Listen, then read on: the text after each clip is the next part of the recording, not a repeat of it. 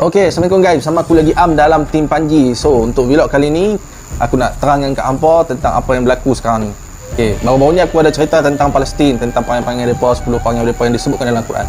Okay, untuk kali ni, baru-baru ni kita mendapat tahu berita tentang kemenangan yang diumumkan oleh Palestin, yang bila mana Mesir runding dengan Israel, dan Israel bersetuju untuk buat genjatan senjata, kan? Tapi malangnya kemenangan yang dilalui oleh orang Palestin tu hanyalah 12 jam. And selepas 12 jam tu mereka hantar tentera mereka untuk menyerang penduduk yang berada berdekatan dengan Masjidil Al-Aqsa. Okey.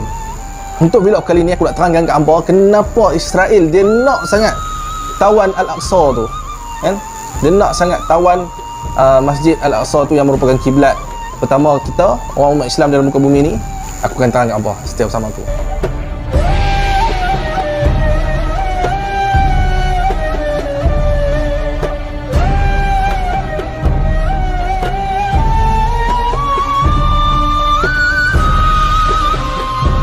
Antara punca kenapa mereka nak musnahkan Masjidil Aqsa ni adalah salah satu sebabnya adalah mereka nak membina sebuah temple, iaitu Temple of Solomon.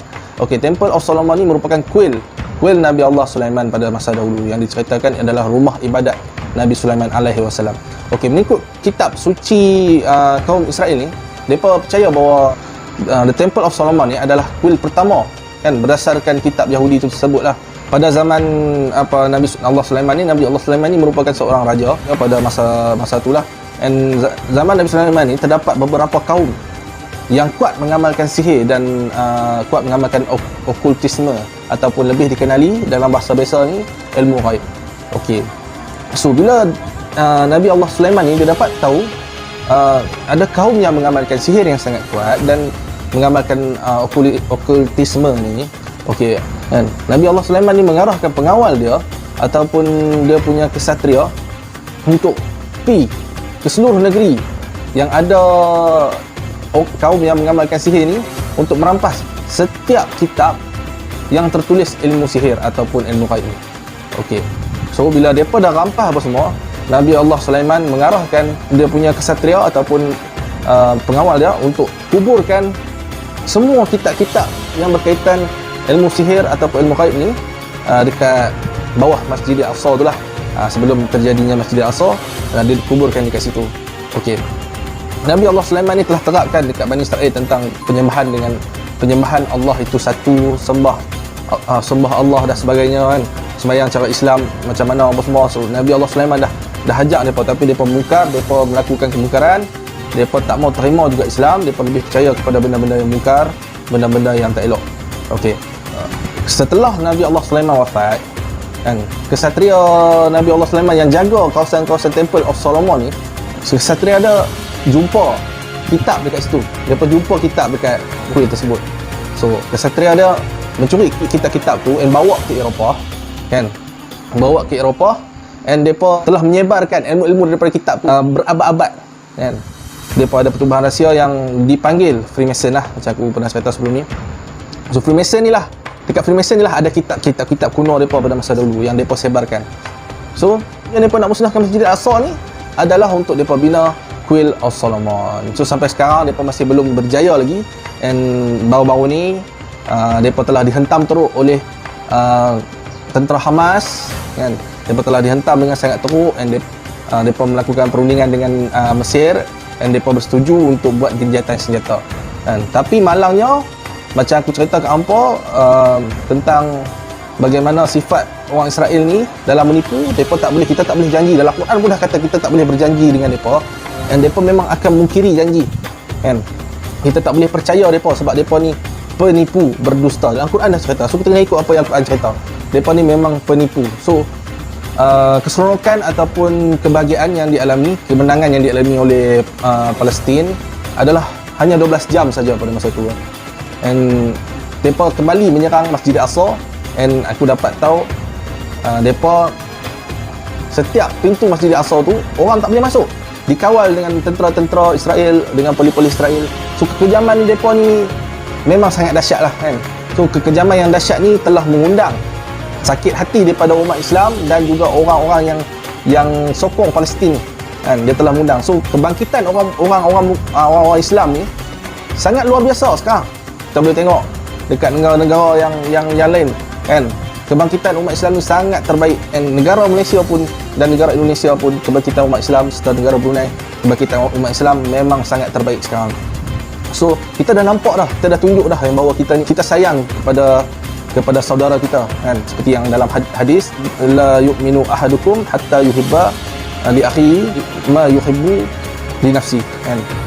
Tidak sempurna iman seseorang tu kalau dia tidak mencintai saudara dia ataupun dia sayang dekat saudara dia kan, melainkan dia hanya mencintai diri dia sendirilah, maksudnya macam itulah kan.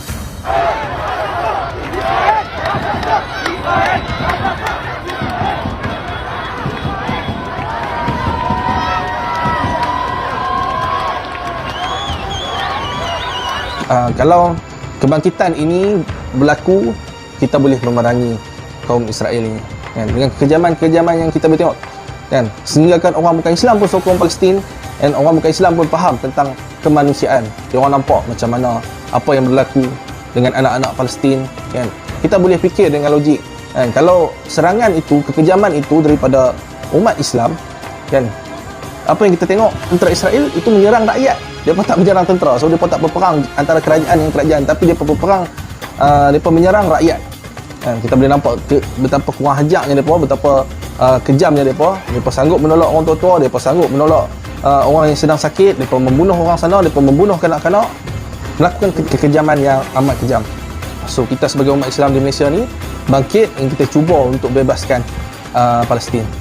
Walaupun sekarang ni tak perlu pun untuk jadi askar bila berjihad kan, tak perlu pun untuk jadi askar kalau nak berjihad, tapi kita perlu berjihad bila sampai seru. Macam mana sampai seru tu, seru dah sampai, kita kena berjihad lah. Bila ada panggilan untuk berjihad, kita perlu berjihad kan.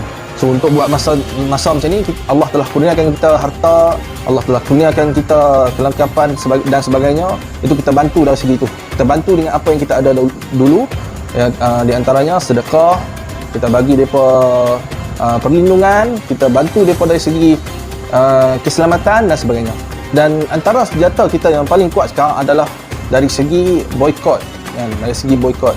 Tak kisahlah kita boikot barangan Israel ke, kita boikot dan sebagainya, barang-barang yang ada sokong Israel ke dan sebagainya, kita boikot kan.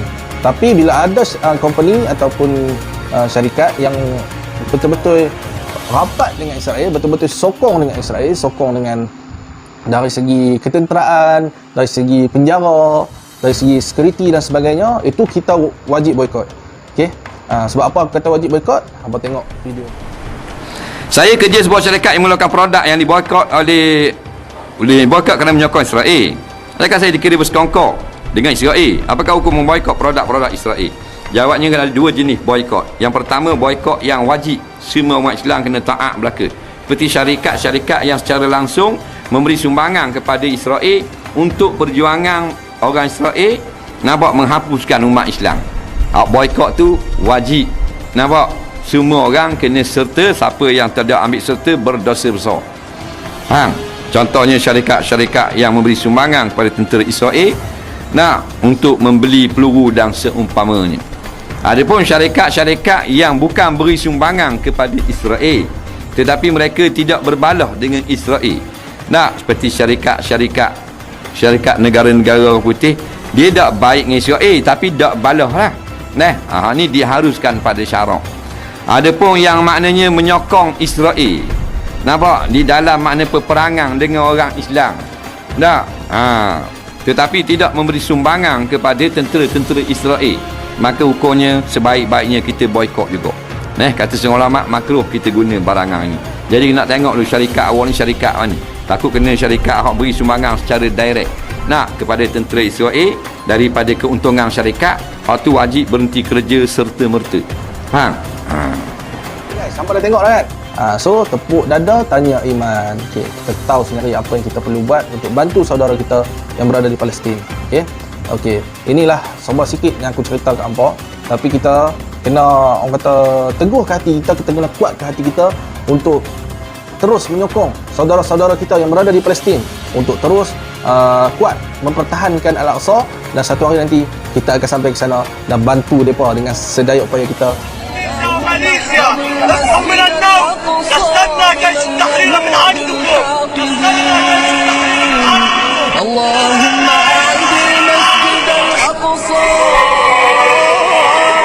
Depa dah merasa apa kekejaman ni dah berpuluh-puluh tahun dah depa dah rasa, kan? Depa dah rasa kesedihan bila bangun pagi tengok-tengok ahli keluarga dah meninggal, bila bangun pagi tengok-tengok jiran dah mati, dah meninggal, kena tembak dan sebagainya. Bila bangun pagi rumah dah tinggal sebelah kena bom, kan? Depa dah rasa macam mana itu kesusahan yang amat sangat, and depa merupakan antara hamba Allah yang paling dekat dengan Allah, guys. Depa adalah hamba Allah yang paling dekat dengan Allah, kan? So kita teruskan istiqamah, kita teruskan kaji lagi, kita teruskan bersedia untuk menghadapi akhir zaman ni. Kita teruskan buat apa yang kebaikan yang Allah suruh, dan kita hindari apa yang Allah larang. Okey? Bila mana akan berlakunya satu kejadian ataupun peristiwa yang Allah tunjukkan seperti mana yang diceritakan oleh hadis dan Al-Quran, itu memang benar-benar berlaku, kan? Memang benar-benar berlaku. Bila hadis sebut, Al-Quran sebut, hadis tu sahih, dan memang perkara tu memang betul-betul berlaku, dan memang betul-betul akan terjadi sebab dia disebut oleh Rasulullah dan para sahabat. So kita jangan tak percaya dengan apa yang akan jadi ni. Ada setengah orang kata buat apa kita nak sokong Palestin, buat apa kita nak tolong Palestin sedangkan tak ada sakut kait pun kita. Kononnya macam tu lah. Itu dari segi politik memang tak ada sakut kait, tapi dari segi agama ataupun kemanusiaan, mereka ada sakut kait dengan kita. Mereka ada sakut kait yang sangat rapat sebab mereka mereka ada ini adalah sebab utama dia. Masjidil Aqsa tu adalah kiblat pertama kita. Kita kena pertahankan kiblat pertama kita, kan? And bila mana Masjidil Aqsa tu adalah tempat kita solat berjemaah apabila Islam bersatu akhir zaman nanti, tempat kita solat berjemaah bersama Al-Mahdi, Imam Al-Mahdi, dan juga bersama Nabi Isa nanti. Okey, itulah Masjidil Aqsa, itulah tempat kita berkumpul, tempat kita bersatu, penyatuan umat Islam. Itulah sebab itulah kaum Israel ni depa dengki dengan umat Islam ni, depa dengki dengan betapa luasnya agama orang Islam ni, depa dengki.